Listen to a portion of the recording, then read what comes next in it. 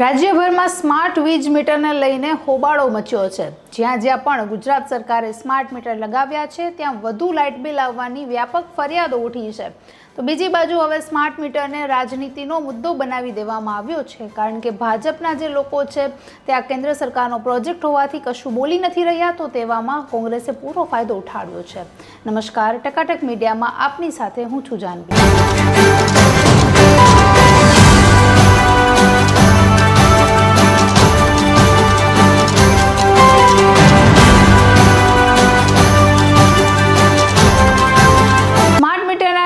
હવે ગુજરાત સરકાર લૂંટ ચલાવી રહી છે તેવા આક્ષેપો કોંગ્રેસના નેતા અમિત ચાવડાએ કર્યા છે। જો કે હવે અત્યારે ચૂંટણીનો માહોલ છે, ત્યારે કોઈ પણ મુદ્દો હોય તેને રાજનૈતિક બનાવો તે લોકોની ફરજમાં કદાચ આવી જતો હશે। તો હવે સ્માર્ટ મીટરનો જે લોકો વિરોધ કરી રહ્યા છે તે જ વાતનો કોંગ્રેસે ફાયદો ઉઠાવ્યો છે। તેઓ કહી રહ્યા છે કે સ્માર્ટ મીટર જ્યારે તમે લગાવો છો ત્યારે અમુક યુનિટ ફ્રી પણ સાથે આપો। જ્યારે ગુજરાત સરકારે એક મહત્વનો બીજો પણ નિર્ણય કર્યો છે, જેટલા પણ ઘરોમાં સ્માર્ટ મીટર લગાવવામાં આવશે તેની સાથે જ જૂના મીટરો પણ લગાવવામાં આવશે, જેથી બંનેનો જે તફાવત છે તે જાણી શકાય। ઉપરાંત અમિત ચાવડાએ ભાજપ પર આક્ષેપો કરતા કહ્યું કે જ્યારે પ્રજા મોંઘવારીથી છૂટવાની રાહ જોઈ રહી હતી, કારણ કે જે પ્રકારે મોંઘવારી વધી રહી છે, મહિલાઓને ઘર ચલાવવું પણ મુશ્કેલ બની ગયું છે। બાળકો સ્કૂલે જતા હોય તેમને ટ્યુશન ફીથી માંડી અને જે તમામ ઘરનું બજેટ છે તે ખોરવાઈ જતું હોય છે, તેવામાં તેઓ એ જ આશા કરતા હોય કે મોંઘવારીમાં રાહત મળે અને નવી સરકાર આવે તે આ પ્રકારે કાર્યો કરે। તેવામાં જે સ્માર્ટ મીટર લગાવવાનો નિર્ણય લીધો છે તેનાથી ઓર વધારે મુશ્કેલી પડી રહી છે ને જે સામાન્ય નાગરિકો હોય તેને પણ વધારે તકલીફ ભોગવવાનો વારો આવ્યો છે। તો એવું કહી રહ્યા છે કે સ્માર્ટ મીટરના નામે અમારા મંગળસૂત્રો વેચવાનો પ્રયત્ન થઈ રહ્યો છે।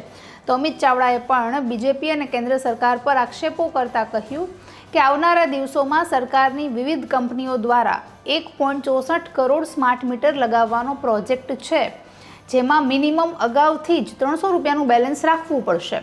તો 164 ગુણ્યા 300 એટલે કે સરકાર અગાઉથી જ લોકો પાસેથી 500 કરોડ વસૂલવા માંગે છે।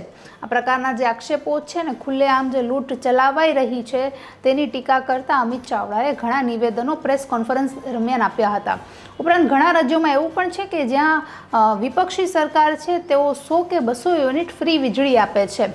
તો અમિત ચાવડાએ એવું પણ કહ્યું કે જો સ્માર્ટ મીટર લગાવતાની સાથે અમુક યુનિટો ફ્રી આપવામાં આવ્યા હોત તો કદાચ લોકો સમજી શકત, તેનો વિરોધ ન કરત, પણ આજે જબરજસ્તી સ્માર્ટ મીટર લગાવવા જ પડશે તે વાત પણ ખોટી છે।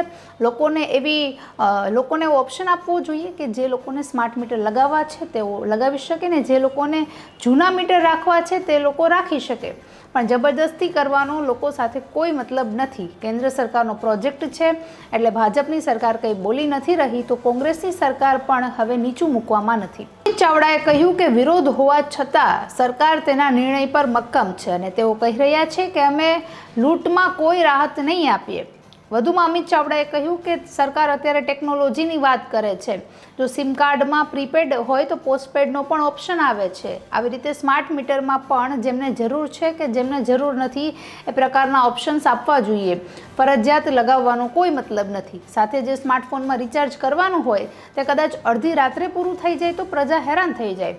ભણવાના કે સુવાના ટાઈમે જો કદાચ રિચાર્જ પૂર્ણ થઈ જાય તો લોકોને હેરાનગતિ થઈ જાય। આ પ્રકારના આક્ષેપો પણ અત્યારે અમિત ચાવડા કરી રહ્યા છે, જેમાં એમને કહી રહ્યા છે કે અમે લોકોની સાથે છીએ। લોકો જે લડત લડી રહ્યા છે, કોંગ્રેસ તેમની સાથે ઊભી છે અને વિરોધ પણ સાથે જ કરશે। ઉપરાંત એવું પણ કહ્યું છે કે અમુક ફ્રી યુનિટ આપો કે જેનાથી પ્રજાને રાહત પણ થાય। મોરબી શહેર કોંગ્રેસ સમિતિના પૂર્વ પ્રમુખ મહેશ રાજ્યગુરુ કહે છે કે જીઈબીના લોકો અત્યારે ઘરે ઘરે જઈને સ્માર્ટ મીટરો મૂકી રહ્યા છે, જેનો લોકો વિરોધ કરી રહ્યા છે, છતાં પણ તેમની કામગીરી શરૂ છે।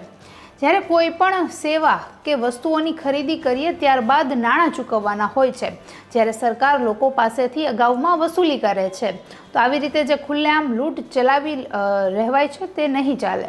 ઉપરાંત તેવું પણ કહ્યું કે જે સ્માર્ટ મીટર મૂકવાના હોય તેમાં રિચાર્જ કરવા માટે સ્માર્ટફોન હોવો અનિવાર્ય છે।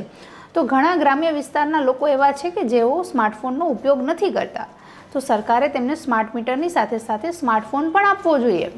હવે જે સ્માર્ટ મીટરનો મામલો છે તે ખરેખર ગુજરાતના જે ઘણા વિસ્તારો છે ત્યાં વિરોધની વાત થઈ ગઈ છે, જેને લઈને હાઈકોર્ટમાં અરજી પણ દાખલ કરવામાં આવી છે।